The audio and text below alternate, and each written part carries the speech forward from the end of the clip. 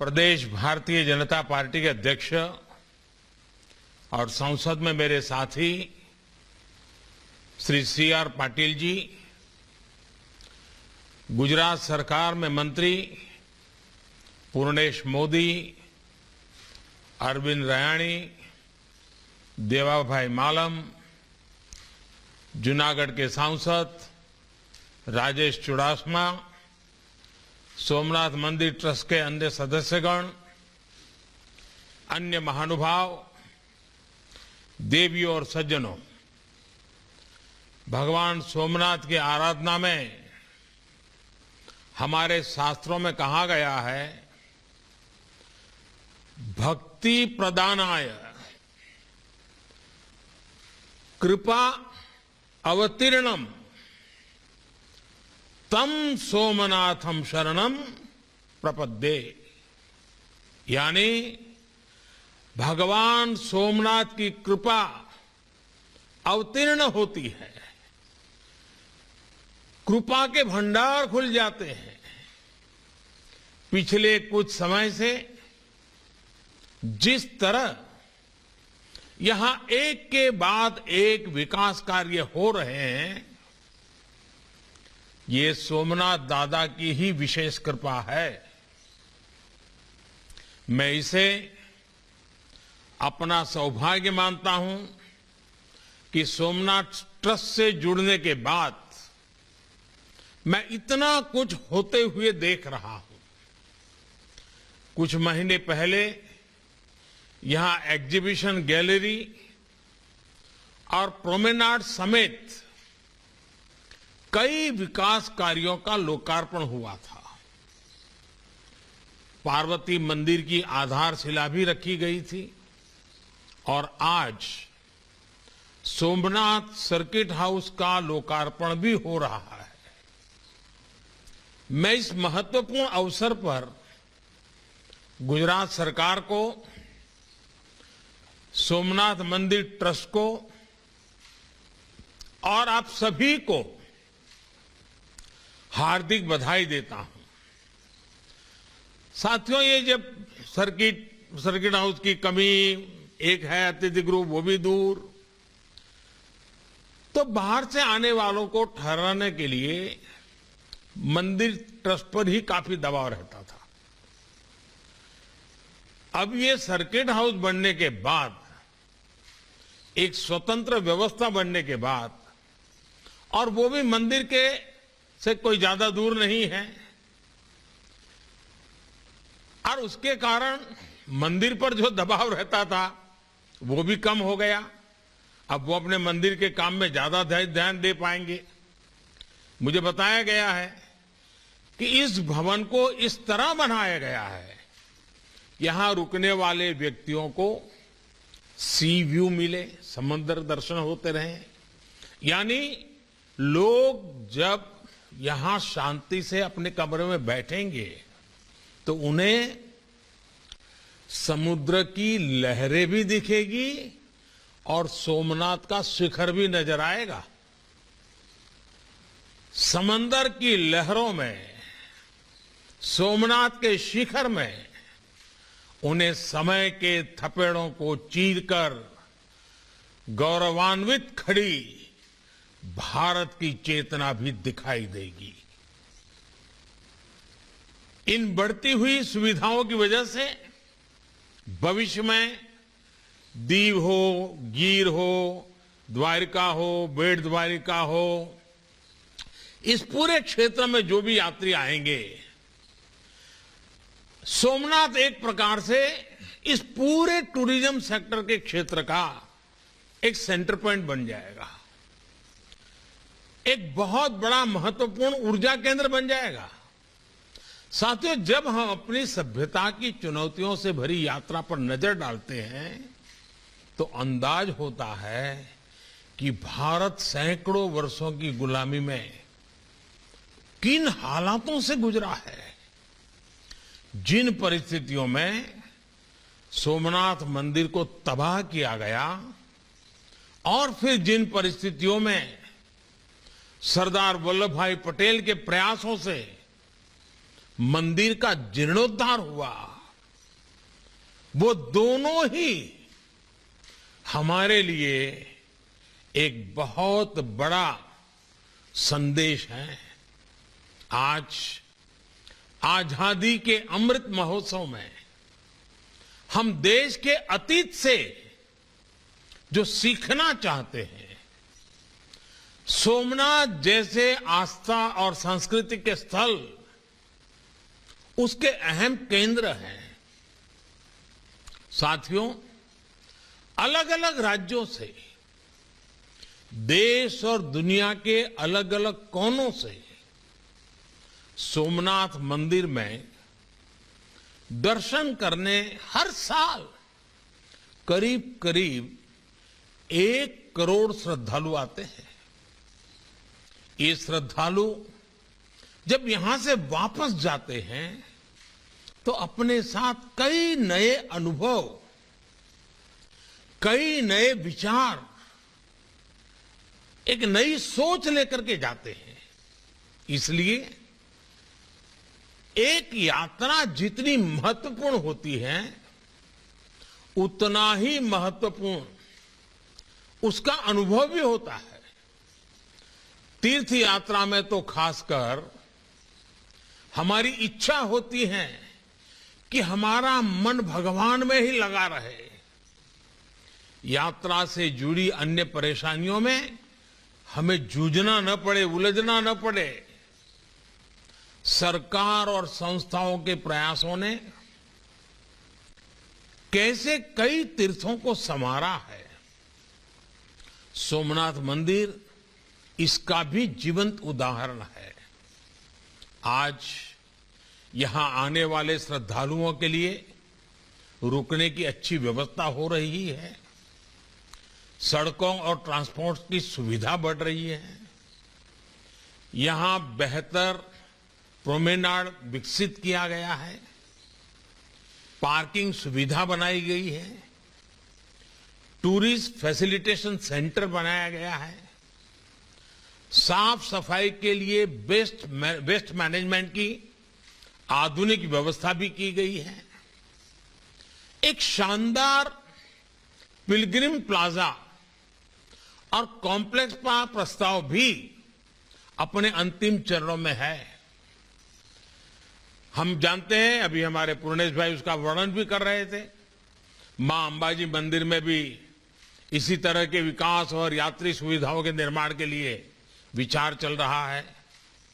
द्वारकाधीश मंदिर, रुक्मणी मंदिर, गोमती घाट समेत और भी ऐसे कितने ही विकास कार्यों को ऑलरेडी हम लोगों ने पूर्ण कर लिया है। ये यात्रियों को सुविधा भी दे रहे हैं और गुजरात की सांस्कृतिक पहचान भी मजबूत कर रहे हैं। मैं इस उपलब्धियों के बीच गुजरात के सभी धार्मिक और सामाजिक संगठनों को भी इस अवसर पर जरूर साधुवाद देता हूं, उनकी बधाई देता हूं। आपके द्वारा व्यक्तिगत स्तर पर भी जिस तरह विकास और सेवा के काम सतत किए जा रहे हैं, वो सब कुछ मेरी दृष्टि से तो सबका प्रयास, इस सबका प्रयास की भावना के उत्तम उदाहरण है। सोमनाथ मंदिर ट्रस्ट ने कोरोना की मुश्किलों के बीच जिस तरह यात्रियों की देखभाल की, समाज की जिम्मेदारी उठाई, उसमें जीव ही शिव, ये जीव ही शिव के हमारे विचार के दर्शन होते हैं।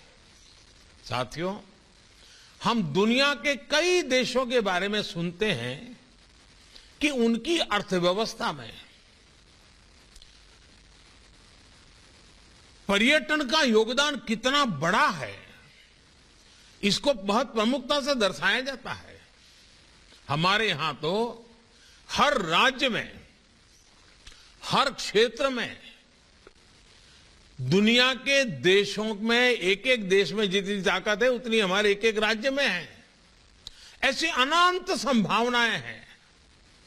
आप किसी भी राज्य का नाम लीजिए, सबसे पहले मन में क्या आता है? गुजरात का नाम लेंगे तो Somnath, Dwarka, Statue of Unity, Dholavira, Kutch का रण, ऐसे अद्भुत स्थान मन में उभर आते हैं। यूपी का नाम लेंगे तो अयोध्या, मथुरा, काशी, प्रयाग, कुशीनगर, विंध्याचल जैसे अनेकों नाम एक प्रकार से अपने मानस छवि पे छा जाते हैं।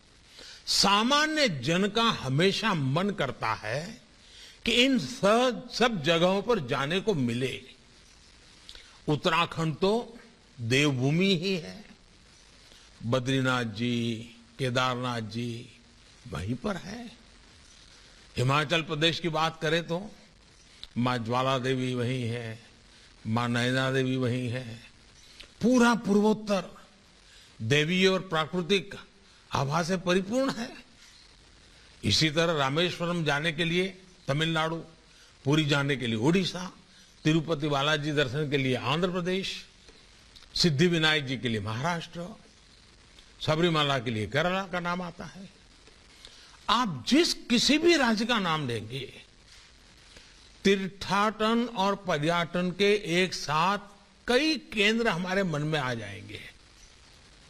ये स्थान हमारी राष्ट्रीय एकता का, एक भारत श्रेष्ठ भारत की भावना का प्रतिनिधित्व करते हैं। इन स्थलों की यात्रा राष्ट्रीय एकता को बढ़ाती है। आज देश इन जगहों को समृद्धि के एक मजबूत स्रोत के रूप में भी देख रहा है। इनके विकास से हम एक बड़े क्षेत्र के विकास को गति दे सकते हैं। साथियों, पिछले 7 सालों में देश ने पर्यटन की संभावनाओं को साकार करने के लिए लगातार काम किया है। पर्यटन केंद्रों का ये विकास आज केवल सरकारी योजना का हिस्सा भर नहीं है, बल्कि जन भागीदारी का एक अभियान है। देश की हेरिटेज साइट्स, हमारी सांस्कृतिक विरासतों का विकास इसका बड़ा उदाहरण है। पहले जो हेरिटेज साइट्स उपेक्षित पड़ी रहती थी, उन्हें अब सबके प्रयास से विकसित किया जा रहा है। प्राइवेट सेक्टर भी इसमें सहयोग के लिए आगे आया है। इनक्रेडिबल इंडिया और देखो अपना देश जैसे अभियान आज देश के गौरव को दुनिया के सामने रख रहे हैं, पर्यटन को बढ़ावा दे रहे हैं। स्वदेश दर्शन योजना के तहत देश में 15 थीम बेस्ड टूरिस्ट सर्किट भी विकसित किए जा रहे हैं। ये सर्किट न केवल देश के अलग अलग हिस्सों को अपने में जोड़ते हैं, आपस में जोड़ते हैं, बल्कि पर्यटन को नई पहचान देकर सुगम भी बनाते हैं। रामायण सर्किट के लिए उसके जरिए आप भगवान राम के जुड़े जितने भी स्थान हैं, भगवान राम के साथ रामायण में जिन जिन चीजों का उल्लेख आता है, उन सभी स्थानों का एक के बाद एक दर्शन कर सकते हैं। इसके लिए रेलवे द्वारा विशेष रेल भी शुरू की गई है और मुझे बताया गया कि बहुत पॉपुलर हो गई है।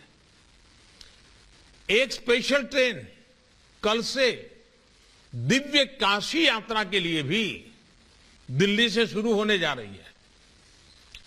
बुद्ध सर्किट देश विदेश के पर्यटकों के लिए भगवान बुद्ध के सभी स्थानों तक पहुंचना आसान बना रहे हैं।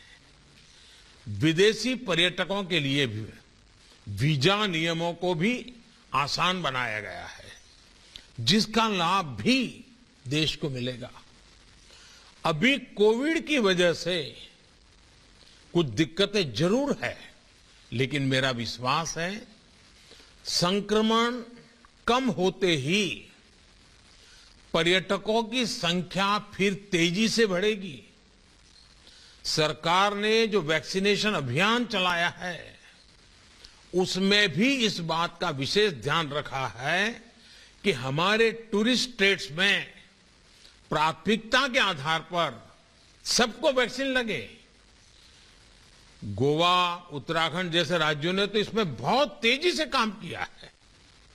साथियों, आज देश पर्यटन को समग्र रूप में होलिस्टिक वे में देख रहा है।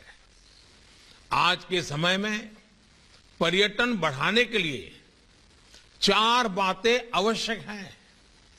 पहला, स्वच्छता। पहले हमारे पर्यटन स्थल, पवित्र तीर्थ स्थल भी अस्वच्छ रहते थे। आज स्वच्छ भारत अभियान ने ये तस्वीर बदली है।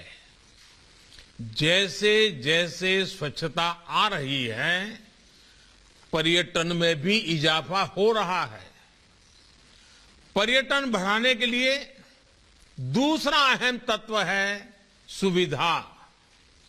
लेकिन सुविधाओं का दायरा केवल पर्यटन तक ही सीमित नहीं होना चाहिए।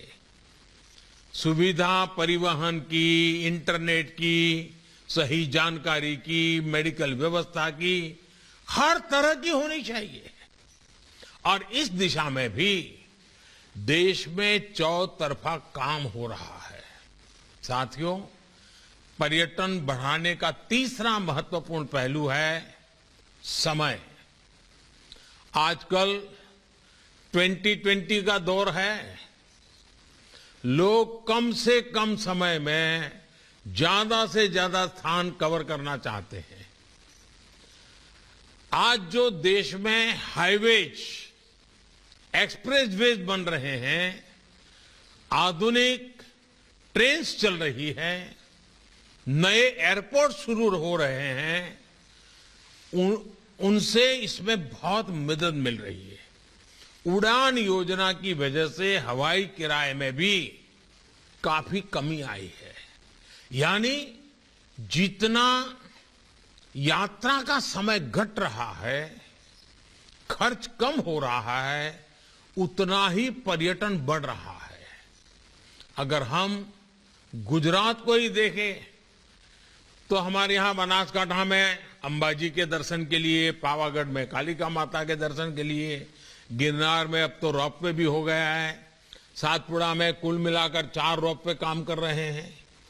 इन रोपवे के शुरू होने के बाद पर्यटकों की सुविधा में वृद्धि हुई है और पर्यटकों की संख्या में भी बढ़ोतरी देखी जा रही है। अभी कोरोना के प्रभाव में काफी कुछ रुका हुआ है, लेकिन हमने देखा है कि जब स्कूल कॉलेज को जो विद्यार्थी एजुकेशन टूर पर जाते हैं, उन्हें भी ये ऐतिहासिक स्थान बहुत कुछ सिखाते हैं। जब देश भर में ऐसे स्थानों पर सुविधाएं बढ़ रही है, तो विद्यार्थियों को भी सीखने समझने में आसानी होगी। उनका देश की विरासत से जुड़ाव भी बढ़ेगा। साथियों, पर्यटन बढ़ाने के लिए चौथी और बहुत महत्वपूर्ण बात है हमारी सोच। हमारी सोच का इनोवेटिव और आधुनिक होना जरूरी है, लेकिन साथ ही साथ हमें अपनी प्राचीन विरासत पर कितना गर्व है, ये बहुत मायने रखता है। हम में ये गौरव भाव है, इसलिए हम भारत से चोरी की गई मूर्तियों को, पुरानी धरोहरों को दुनिया भर में से वापस ला रहे हैं। हमारे लिए हमारे पूर्वजों ने इतना कुछ छोड़ा है, लेकिन एक समय था जब हमारी धार्मिक सांस्कृतिक पहचान पर बात करने में संकोच किया जाता था। आजादी के बाद दिल्ली में कुछ गिने चुने परिवारों के लिए ही नवनिर्माण हुआ, लेकिन आज देश उस संकीर्ण सोच को पीछे छोड़कर नए गौरव स्थलों का निर्माण कर रहा है, उन्हें भव्यता दे रहा है। ये हमारी ही सरकार है जिसने दिल्ली में बाबा साहब मेमोरियल का निर्माण किया। ये हमारी ही सरकार है जिसने रामेश्वरम में एपीजे अब्दुल कलाम स्मारक को बनवाया। इसी तरह नेताजी सुभाष चंद्र बोस और श्यामजी कृष्ण वर्मा जैसे महापुरुषों के साथ जुड़े हुए स्थानों को भव्यता दी गई है। हमारे आदिवासी समाज के गौरवशाली इतिहास को सामने लाने के लिए देश भर में आदिवासी म्यूजियम भी बनाए जा रहे हैं। आज केवड़िया में बनी स्टैच्यू ऑफ यूनिटी पूरे देश का गौरव है। कोरोना काल शुरू होने से पहले बहुत ही कम समय में 45 लाख से ज्यादा लोग स्टैच्यू ऑफ यूनिटी को देखने आ चुके थे। कोरोना काल के बावजूद अब तक 75 लाख से ज्यादा लोग स्टैच्यू ऑफ यूनिटी को देखने आ चुके हैं। हमारे नवनिर्मित स्थलों का ये सामर्थ्य है, ये आकर्षण है। आने वाले समय में ये प्रयास पर्यटन के साथ हमारी पहचान को भी नई ऊंचाई देंगे। और साथियों, जब मैं वोकल फॉर लोकल की बात करता हूं तो मैंने देखा है कुछ लोगों को यही लगता है कि मोदी का वोकल फॉर लोकल मतलब दिवाली के समय दिए कहां से खरीदना है। इतना सीमित अर्थ मत करना भाई। जब मैं वोकल फॉर लोकल कहता हूं तो मेरी दृष्टि से टूरिज्म भी इसमें आ जाता है। मेरा तो हमेशा आग्रह रहता है कि जो भी अगर परिवार में बच्चों की इच्छा है, विदेश जाना है, दुबई जाना है, सिंगापुर जाना है, मन करना है, लेकिन विदेश जाने का प्लान करने से पहले परिवार में तय करो। पहले हिंदुस्तान में 15-20 मशहूर स्थान पर जाएंगे, पहले हिंदुस्तान को अनुभव करेंगे, देखेंगे, बाद में दुनिया के किसी और जगह पर जाएंगे। साथियों, वोकल फॉर लोकल जीवन के हर क्षेत्र में हमें इसे अंगीकार करना ही होगा। देश को समृद्ध बनाना है, देश के नौजवानों के लिए अवसर तैयार करने हैं, तो इस रास्ते पर चलना होगा। आज आजादी के अमृत महोत्सव में हम एक ऐसे भारत के लिए संकल्प ले रहे हैं जो जितना आधुनिक होगा उतना ही अपनी परंपराओं से जुड़ा होगा। हमारे तीर्थ स्थान, हमारे पर्यटन स्थल इस नए भारत में रंग भरने का काम करेंगे। ये हमारी विरासत और विकास दोनों के प्रतीक बनेंगे। मुझे पूरा विश्वास है सोमनाथ दादा के आशीर्वाद से देश के विकास की ये यात्रा इसी तरह अनवरत जारी रहेगी। एक बार फिर नए सर्किट हाउस के लिए आप सभी को बहुत बहुत बधाई देता हूं। મને આનંદ થયો હોત કે આજે હું તમારી વચ્ચે રૂબરૂ આવી શક્યો હોત, જૂના બધા સાથીઓને મળવાનું થયું હોત, દાદાના પણ દર્શન થઈ જાત અને ત્યાં પણ જે વિકાસની પ્રવૃત્તિઓ ચાલી રહી છે ને નજરે જોઈ શકત। પરંતુ આપ જાણો છો સમયની પણ સીમા, સંજોગો પણ એવા અને સામે 26 જાન્યુઆરી પણ છે અને એના કારણે રૂબરૂ આવવાને બદલે વર્ચ્યુઅલી આપ સૌના પણ દર્શન કરી રહ્યો છું। દાદાના શિખરના પણ દર્શન કરવાનું સૌભાગ્ય મળ્યું છે।